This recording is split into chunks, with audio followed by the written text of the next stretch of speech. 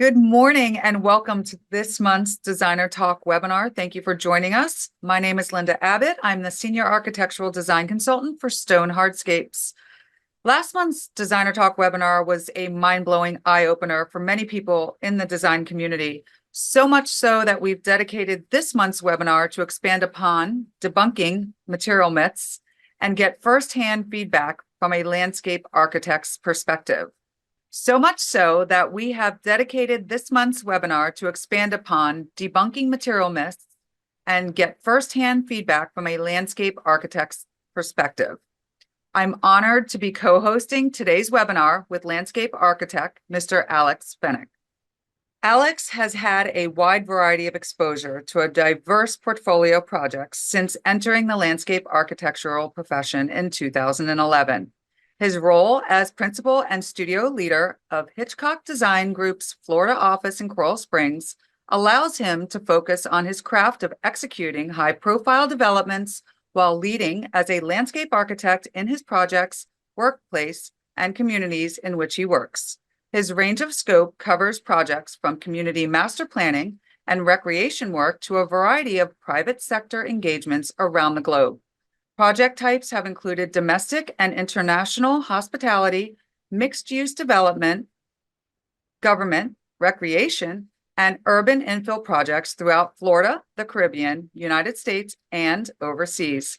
His dedication and commitment to ASLA's Florida chapter as past president and current trustee is only a part of his role as a member of ASLA, whereas he is part of the Education and Research Broward Section Chair and has furthered his educational leadership as speaker in both ASLA's Florida Conference as well as national conferences. Alex, thank you so much for joining us today. Thanks for having me. So let's take a deeper dive into debunking material myths and discuss how to achieve the overall design intent. Our points of discussion will be debunking material myths to achieve the project's overall design intent, specifying appropriate material within budget, and establishing the art of function and beauty. Let's debunk the myths of natural stone, Alex. Once and for all, there's no question about the many benefits associated with incorporating natural stone into your commercial and residential design projects. So, Mythbuster, natural stone is not environmental friendly. Natural stone is Mother Nature's original sustainable building material and clear choice for seeking a green building rating certification. So again, if you're working on a LEED project, not only will you gain credits with the SRI, but you'll also be specifying a sustainable material. Alex, are there any specific considerations or factors that influence your decision-making process when specifying natural stone materials for a project? And how do you prioritize these factors? Yeah, there are several. I think probably first and foremost, it's the client type, the end user, the program, and the design vernacular that really kind of drive the use of natural stone materials on our projects. And that design vernacular can change from coastal transitional to modern Mediterranean, tropical modern, whether we're working here in Florida or the Caribbean or in the Midwest or Austin, Texas office. Obviously, there's a whole variety of natural stone products that we can implement and integrate into our projects. We do really look at the maintenance and replacement factors of natural stone versus other products while we're implementing them into our design project. And then, I think a big factor of this is private clients versus public clients. For whatever reason, we find that natural stone seems to find its place into more of our private developments than it does with our public sector clients. And I don't know if that's because of a misconception of what natural stone brings to a project, or, we tend to find that natural stone finds its way into some of our higher end and more luxury projects. And so I think that there's just kind of a natural aura around that in the design and development world, that's where natural stone belongs. And so I'm hoping that this webinar, makes its way to some of our civic clients and our governmental clients, and they can understand some of the benefits that they can bring to their projects. Moving on, I wanted to share again this manufacturing impact of natural stone versus man-made materials, showing that man-made materials creates a larger carbon footprint as you can see here. For natural stone, it's simple. You extract, you transport, and you produce. Alex, can you share any common misconceptions or myths about natural stone materials that you often come across in your work as a landscape architect? Yeah, I think this is very relevant and very timely. We are working on a project over in Southwest Florida, and there's a client that really wants to do natural stone, let's call it granite, on a large portion of the project. And I would say the biggest misconception is that the cost of granite, both for the materials and for installation, is exorbitantly higher than that of, let's say, concrete pavers, for example. I think that there's probably price points when you talk about asphalt, you talk about concrete, and then you talk about concrete pavers, brick pavers versus natural stone pavers. And that's a huge misconception, which you covered in your webinar. The other thing is that it's too slippery to put around pools or in exterior applications. We get that all the time, that natural stone is a skating rink in its installed form. And I'm not sure that that's always true, especially if you treat it right and the proper preparations are taken to make sure that the specifications are accurate. So on the designer side, maintenance is too much is a big misconception that we get when it comes to sealers, that sealers aren't always necessary. And so I think that that's something that we as designers need to understand a little bit better when to seal and when not to seal, and how to educate our clients and prospective clients on that. And the other one is it stains easily. And I think that that kind of comes in line with the sealer stuff. But, really going back to the price is definitely the driving factor when it comes to the ability for us to hold a spec on natural stone on a project. And that misconception is definitely something that's out there in the developer world. Agreed. And we will touch on all of that, including this right here. So one of the other myths was natural stone is slippery. One of the biggest, I would say, misconceptions in the industry, next to price. If the correct finish is specified for the exterior, it will be safe. Just to give you an example here, it's no wonder why it fits perfectly in the design concept that was created for the Seminole Hard Rock Casino and Resort in Hollywood, Florida. They used a tumbled travertine on the main levels of the pool decks, and it turned out gorgeous. And so how do you approach the challenge of specifying natural stone materials that align with your project's overall design intent? Can you provide any examples or strategies? Sure, yeah, and I'll say this, and I think Linda knows, like any product or design element that we include on our project, natural stone isn't for every project, and I think it's important to know as a designer when to apply it, how to apply it. It kind of we as landscape architects use the term right tree, right place. I think this is right product, right place, and so the challenge of specifying natural stone materials really comes down to owner buy-in or client buy-in, design team buy-in. A lot of times as landscape architects, we don't always have the final say. And what I mean by that is, as many of you know, have to coordinate and correlate with interior designers, architects.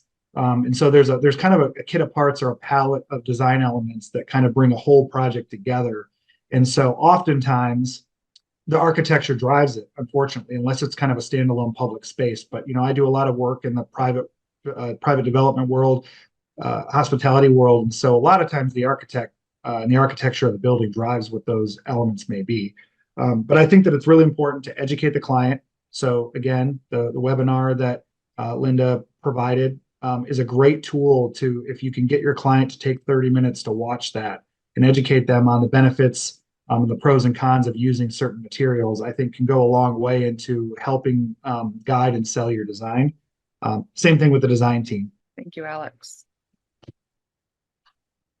So one of the other major myths is that natural stone is high maintenance compared to a man-made material. I know you touched on that a couple minutes ago. Bleach and water is your best friend for all surface dirt when you have natural stone pavers.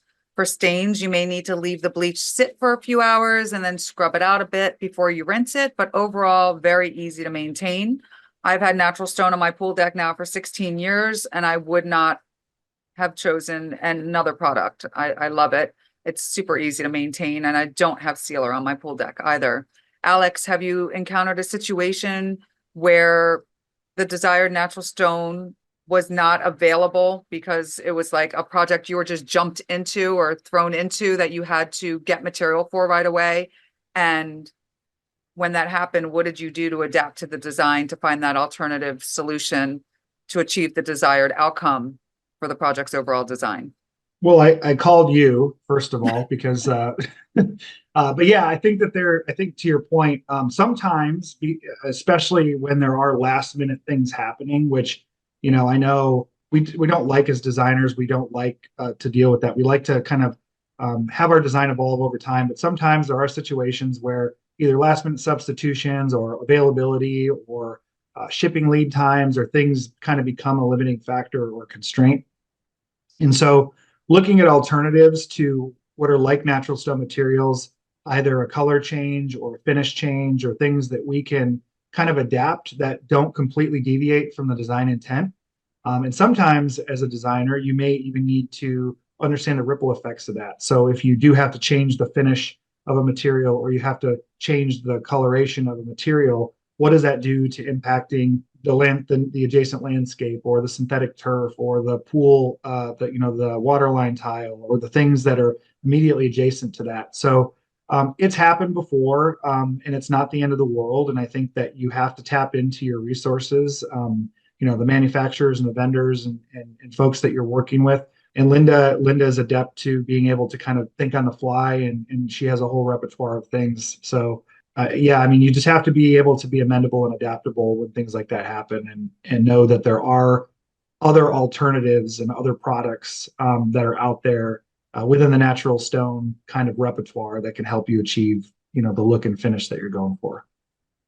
Yeah, I definitely agree with you. It's once you grasp it and realize what you need to do and you move forward and find a resolution and a solution to the problem, then you're like, yes, and you move on to the next thing. Exactly. All right. So another myth, natural stone requires sealant. I know you touched on that. And like I mentioned before, I don't have it on my house. I haven't had it for 16 years. There's really no reason to start sealing your pavers unless there's an environmental factor that warrants you to do so. Sealing your stone creates a maintenance because once it wears off, you'll need to reseal it to keep it up. Since natural stone never fades from sun exposure, which is my number one thing, there's no real reason to need to start a maintenance plan on a residential. I'm speaking more so. Commercial pool decks have higher foot traffic patterns, and therefore it's more common to use a sealant, which I don't disagree. There's always a lot of suntan lotion that spills and so forth. So it'll just help protect it on a commercial project. When using a sealant, it's very important to use a water-based impregnating sealer for natural stone. It has to be a penetrating sealer. It cannot be a topical sealer. One of the biggest mistakes that installers make when putting a sealant on after the material is installed is that they put on a topical sealer and it becomes an ice skating rink. So you definitely don't want that, especially on a commercial project. You will have a lawsuit. So Alex, have you ever been on a project that had the wrong sealer?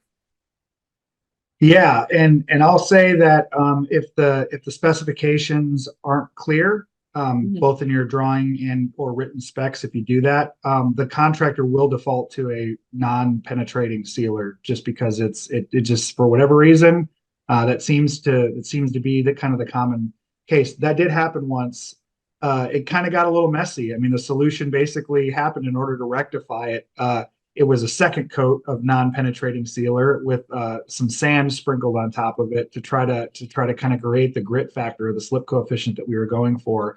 And ultimately, the ultimate solution was that there was a chemical that was used. I don't recall what it is right now, but that actually was gone to remove all of the sealer. So now you've got two layers of sealer and a bunch of sand out on the pool deck that was used to actually strip away the sealer, prep the surface, and then a pregnating or penetrating sealer was then applied to do it the right way.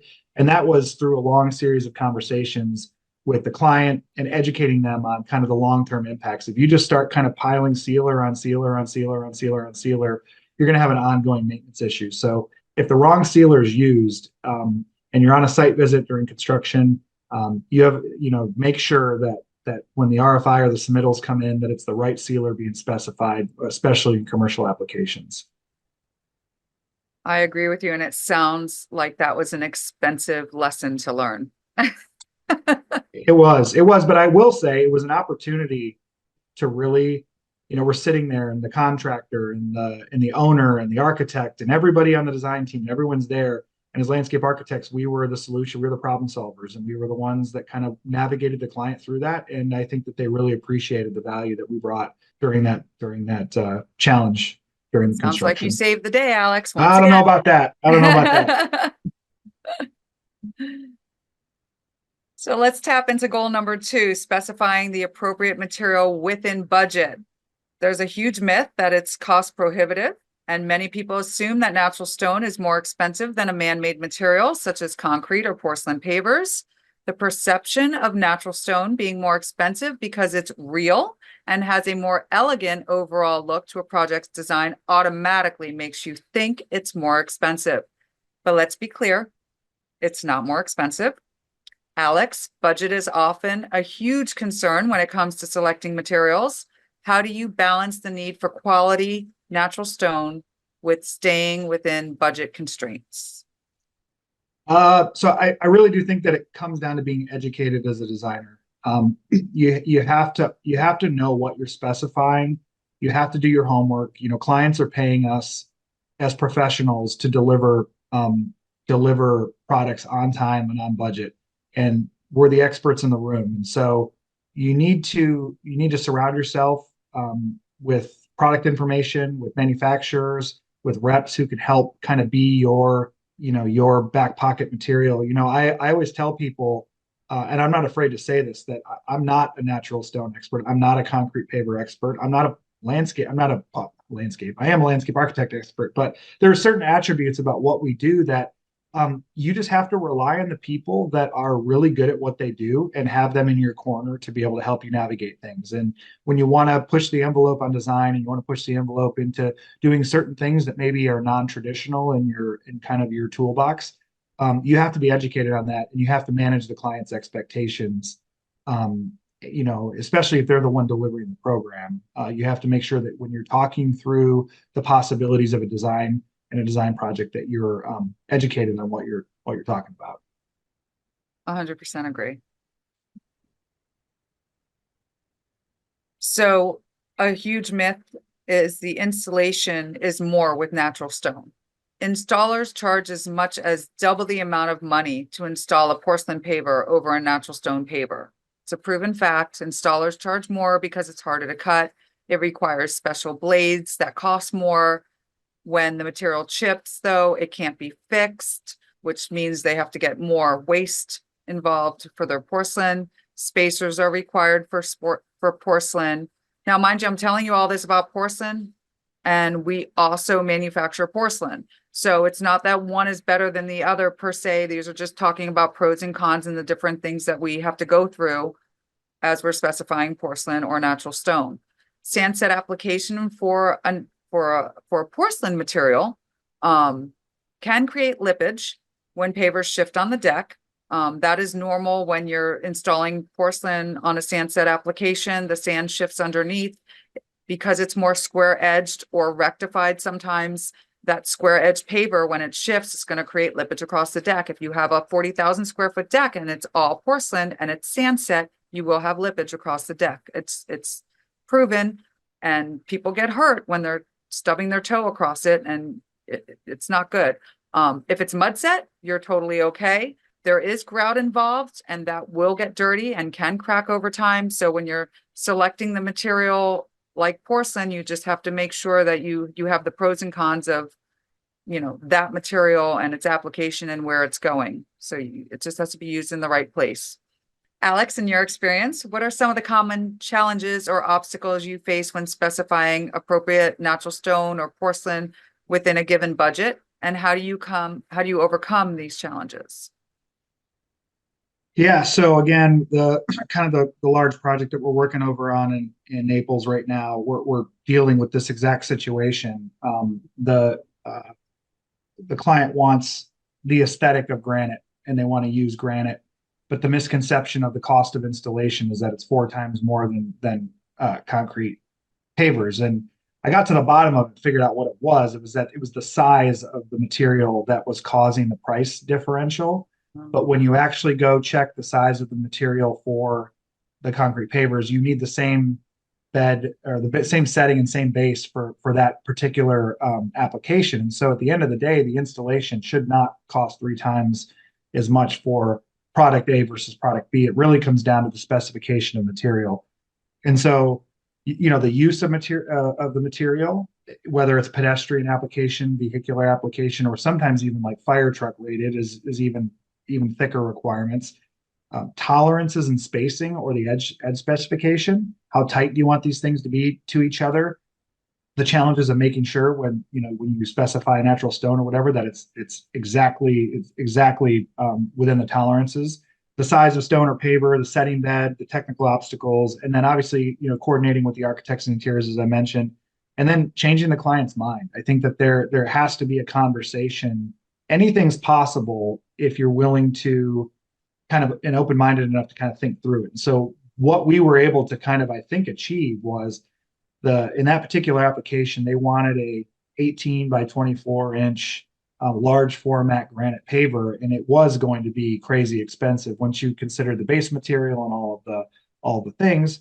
Working with Linda, we were able to kind of come to a realization that if we were to keep it at a certain size, a smaller format, it could be sand set. Therefore, the cost per square foot goes down. Therefore, that falls within their budget. And it's something that when you get the samples and you show it to them in real life and you show them photos and kind of educate them on, yes, there is a significant difference in aesthetic, but if you're okay with a different aesthetic, we can give you the material, the finish, and kind of the overall natural stone or granite stone look that you're trying to achieve. So the installation is a big part of that, because the specification of the paver or the wall cladding or the porcelain tile or whatever it is that you're doing, the specification, the size requirements does impact the totality of the cost of installation, and everything that Linda mentioned about with porcelain tile, the diamond blade, and all of the things. Porcelain tile has a place on every on certain projects. So does natural stone. So do other products, and so it just you have to understand and be educated on what the impacts of those design decisions are on the overall budget and the overall pricing. And those are things that your friends and your peers and Linda and those people can help guide you with from the very beginning, as opposed to designing something, showing them a Porsche, and then realizing that you can't afford it. So make sure that you're checking in on pricing early and often. Champagne taste and a beer budget. That's right. That's right. All right, moving on. Concrete versus natural stone. Some of the benefits, as I mentioned earlier, is that natural stone never fades from sun exposure. As you can see here in this photo, and I touched about this on last month's webinar, the red and the gray concrete that you see in this photo will fade from the UV rays and will require color enhancing to bring the color back. The cost to maintain the color of the concrete over the lifespan of the project will cost thousands of dollars. Natural stone will never fade, so that beautiful golden color that you're seeing on the right-hand side will look just as good as the day it was installed, 20 years later, 100 years later. Wouldn't it be great to go back to a job 20 years later and see that the materials look just as gorgeous as the day they were installed, with little to no maintenance ever needed? I know for commercial projects, that's a big thing. You want to be able to go back to your projects and say, dang, that thing looks so good still. So good. I made the right choices for everything. Another thing, natural stone stays cool to the touch. That's fabulous for any place that there's pool decks, especially in the southern states. Clients can happily walk along their pool deck barefoot and never have to worry about burning their feet. If you have fur babies, never have to worry about their little feet getting burned as well. If you're working on a lead project, the SRI values will earn you more credits as well. Alex, when it comes to debunking material myths, how do you effectively communicate the truth about natural stone to clients, contractors, and other stakeholders involved in the project? Some of this comes with experience, but I think you have to confidently understand. It goes back to just knowing what you're doing and knowing what you're proposing on projects. And if you're not educated on what you're putting on a project and you're going toe to toe with a contractor over pricing or availability or whatever, you instantly lose, or you very quickly lose credibility. And so Again, with time, with installation, with construction, you're gonna learn those things. But I definitely think that you can either get smart and go through, having samples. And when the client asks you, what's the difference between this marble and a travertine? What's the difference between a coral stone or a marble or whatever, or granite, having just enough knowledge to be able to kind of walk them through it starts to build trust, starts to build confidence in kind of your abilities of why you're proposing certain things. If you're not comfortable in that, it is totally normal. And I've brought the experts. Again, I go back to just kind of having that toolkit. And, it wouldn't be inappropriate to, if it were a kind of a more in-depth discussion on natural stone, to give Linda a brief on your project and say, hey, Linda, I'd love for you to come to this meeting with the client because it's probably going to determine whether natural stone is going to make it through in the design process. And so Linda's knowledge will help be able to answer any specific questions. And that's something that I think can be really an invaluable resource. I mean, a lot of times it's not necessarily what you know, but who you know. And so if you know when to reach out to those resources and when to engage them, and not every client's going to be as welcoming. So, you just have to, kind of understand and back up your design with certain reasons as to why you're using stuff. Cheat sheets are great. That's something that, you can either develop on your own, but take a little 5x7 note card or an 8.5x11 that's got bullet points as to why do I want to create this aesthetic? Why it's important to keep this, travertine on the project, why, or maybe even come with solutions knowing the questions that they're going to ask.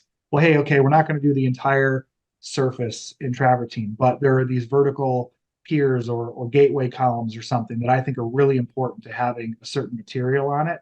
And you have to be willing, again, to be kind of amendable a little bit. I mean, they're paying you as a designer to give them the vision, but you have to expect pushback. And when they push back, how are you able to still achieve some of the finish and look aesthetics that you're going for, maybe in a scaled back version? And so I would say just be prepared, and the more prepared you are, builds credibility and builds trust with all the stakeholders that are involved. Yeah, I agree. I know a lot of times we'll provide the natural stone samples in like a couple of different colors and then compare that with concrete pavers, for example. And I tell the clients, I'm like, take the material outside, let it sit there for a couple of days, and then go back in the heat of the day and touch that material and see which feels better on your underfoot, whether it's a natural stone or a concrete paver or porcelain, whatever we're lining up there to do the comparisons. And I let them choose. And I'm like, you decide what you want on your pool deck after you let this sit out in the sun for a few days, you know? Oh yeah. So goal number 3, establishing the art of function and beauty. Alex, can you share any tips or best practices for balancing the functional aspects of natural stone or porcelain, durability, maintenance, safety with its aesthetic appeal in landscape architecture projects? Yeah, I don't know. I would say, in my opinion, and kind of what I hear from people is that, natural stone is typically associated with a level of luxury or elegance or kind of an upscale thing. This picture is a great example. There's also the functionality of natural stone that kind of it creates a natural or sometimes like a rustic charm to a project that just other products can't do. But then they also serve, practical purposes such as retaining walls and um, maybe it's gateway columns or piers or at least integrated into those things. And so I think you have to find the right balance that works, blending materials together to achieve kind of the aesthetic that the client's going for. And the program is also an important thing. The program of the space, the user groups that are going to be using it can also influence and dictate maybe the materials that you're choosing. Great. So this is a big, big myth. Natural stone does not look modern. And I'd just love to hear people tell me how this pool deck does not look modern, because this is a gorgeous white natural stone marble.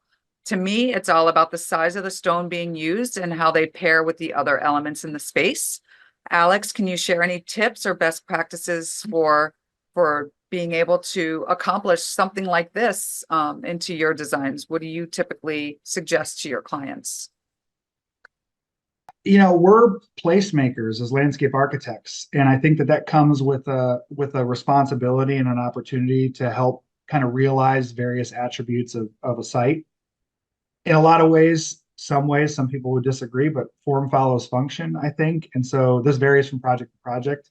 Um, you know, I like to explore using natural stone in both horizontal and vertical applications, and something that I didn't really think about until probably the last 3 or 4 years. And what I mean by that is, um, we talked about earlier the relationship working with interiors and architects on projects, and I think that there should be a conversation or a dialogue with architects where it may be on the architectural facade of the building, but if there's an opportunity for something that's going to enhance the place or the space that you're creating as a landscape architect, I've gotten comfortable now challenging the architect to give us that canvas to allow us to kind of really help elevate that space.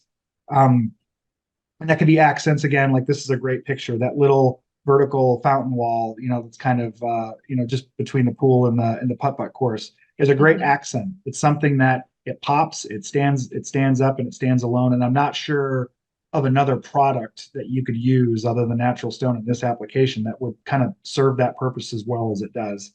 Water features, signage, it's becoming very common for community entries or mixed use developments or hotels and resorts to kind of really celebrate natural stone, kind of locally contextual, local to the context of where the project is, I should say.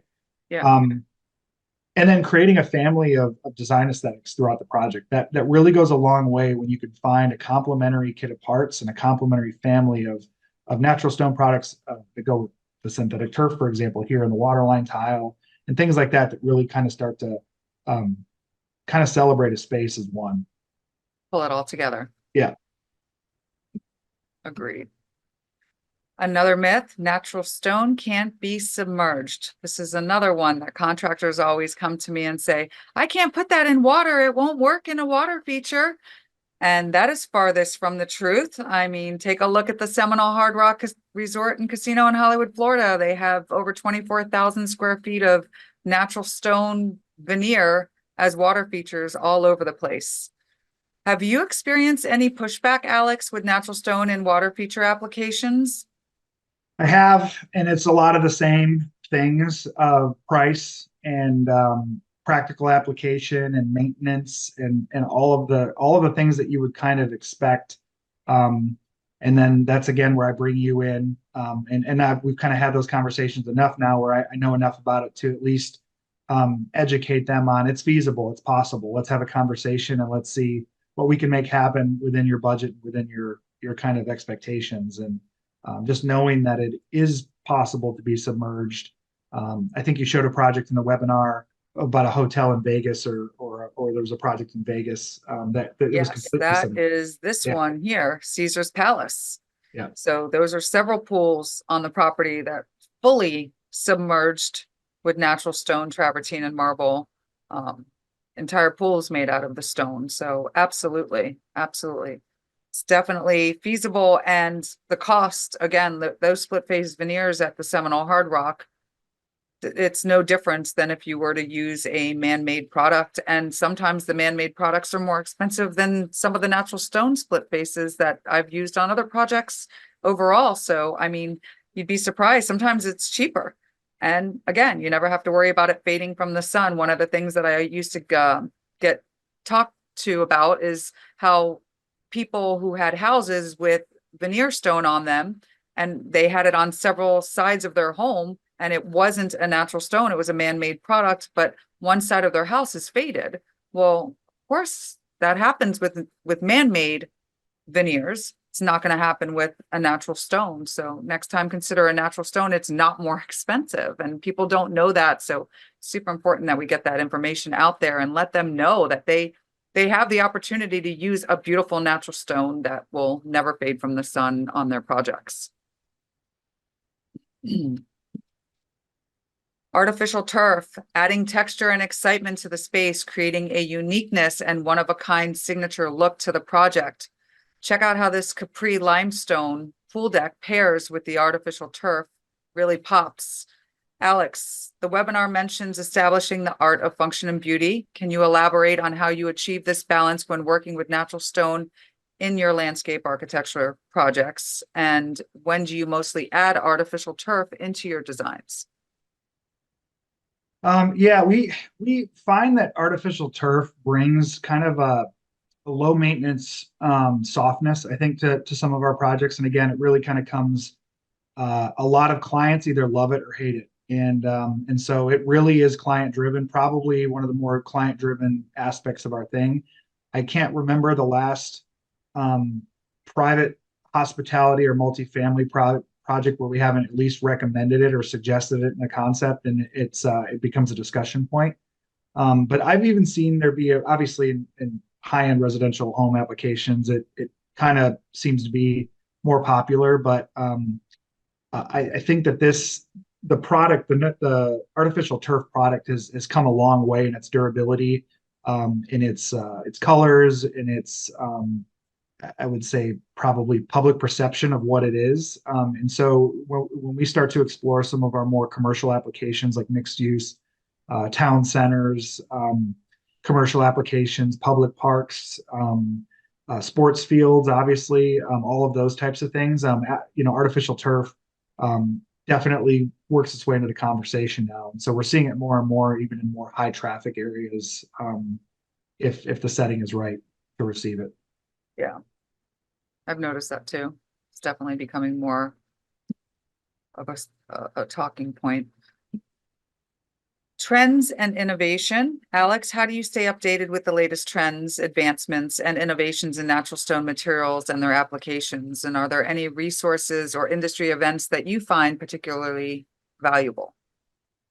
Yeah, I might be, I don't want to say I'm an enigma, but I'm probably a little bit unique that I'm not on the major social media platforms. So, I'm not seeing a lot of the stuff that's flying around on Instagram or Facebook or X or any of that stuff. But I travel a lot, and it's a hobby of mine. And so I'm always I never used to take photos of stuff because I really try to separate work from fun. Some of the places that I am very privileged to go to and see it, there's some really cool stuff out there. And so there's no shortage of character imagery. I rely heavily on my teammates, at the office. Things like this, I mean, this is great, and I hope that other peers that are practicing in their profession, use this and see this and hopefully learn something from it. And I definitely pay attention to some of the stuff flying around that are promoted through, some of the local design and construction stuff, ASLA, obviously. And then even at ULI, there's some opportunity to learn about some of this stuff. So a lot of it just comes from kind of sharing resources within my network, and traveling and kind of self-experience. Definitely open to learning about as much as I can to kind of stay relevant and stay on top of the latest innovation and design. Awesome. So we're kind of coming to the questions part of things. There's so many different options for cladding and paving materials, whether it's man-made or natural. Stone Hardscapes can help you choose the best materials for your designs.